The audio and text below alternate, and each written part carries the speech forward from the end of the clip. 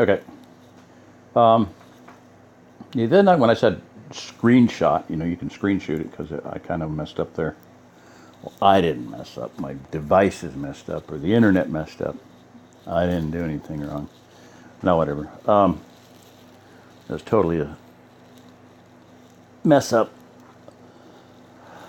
Oh, but I said screenshot it. You can screenshot this, or you can just download the thing. I mean, I'm assuming everybody's downloaded it. It's easy to find. Just Google. We interrupt this program by A.T. Hagan, and it's under homesteading, some forum. Just download it. PDF. It's 240 pages. It's not even a megabyte. It's like 0.89 megabyte. All right. Oh, real. Anne stuck her tongue out and headed for the coffee pot. There's coffee on the stove for them that wants it, and the milk will be hot for chocolate in another minute or so. John pointed with a fork at the respective pots on the stove. Oh, real hot chocolate, Lisa said. I'm for that.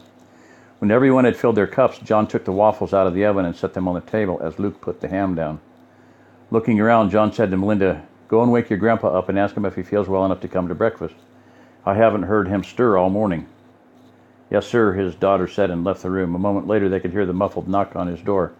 "Grandpa, you awake yet? Breakfast is ready." John was draining the peach sauce into a pouring cup when his daughter rushed back into the kitchen. "Daddy, come quick, I can't wake Grandpa up." John set the pot down and glanced at Luke, who stood to accompany him. "Mel, sit down and eat your breakfast. Dr. Luke and I will look in on Grandpa. Anne, will you give the grace, please?" Both men left the room, heading for Robert's bedroom. He knew as soon as he entered the room that his father had left their presence. He lay on his back in the bed, his eyes closed, as if only sleeping soundly, but his chest did not rise or fall. Luke crossed the room and felt for a pulse in the man's throat, then raised his eyes to examine his pupils. He looked at John and shook his head. "Help me turn him over," he asked. The two men turned the body over so that Luke could examine his back. "Much as I suspected," the MD said. "Morbid lividity is beginning to set in. He must have expired last night sometime, not long after he went to bed." He said nothing for a few moments as he contemplated the fact of his father's death, then asked, "What do you reckon the cause of death was, Luke?" The doctor said nothing for a few moments as he continued to examine the body. "Well, it would take an autopsy to say for certain, but from the outward signs, I'd say he had a stroke in the night. Must have been starting when he said he wasn't feeling well before he went to bed last night. He seems to have just gently subsided away. Unless you feel the need for an internal examination, I'll just sign the death certificate, natural causes."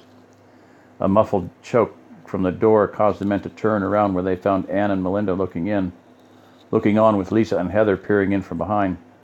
John sighed and said, "Well, since you're here, you may as well all come in. He's passed." Anne said, "John, I'm so sorry."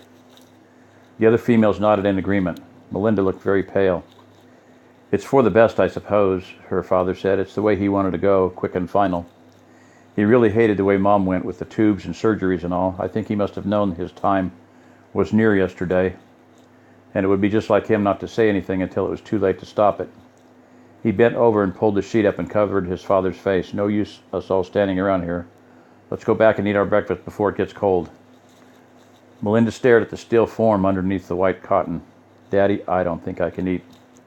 John bent down and picked his daughter up and held her close. "Sugar, I know this has come as a shock, but your grandfather will be the first to tell you that life goes on. We've all got work to do today, and you need your strength. Come to the table and try to eat at least a little bit. It will make you feel better. I made that special peach sauce you like so much to put on your waffles." The girl smiled weakly and said, "I'll try, Daddy," and they all went back into the kitchen.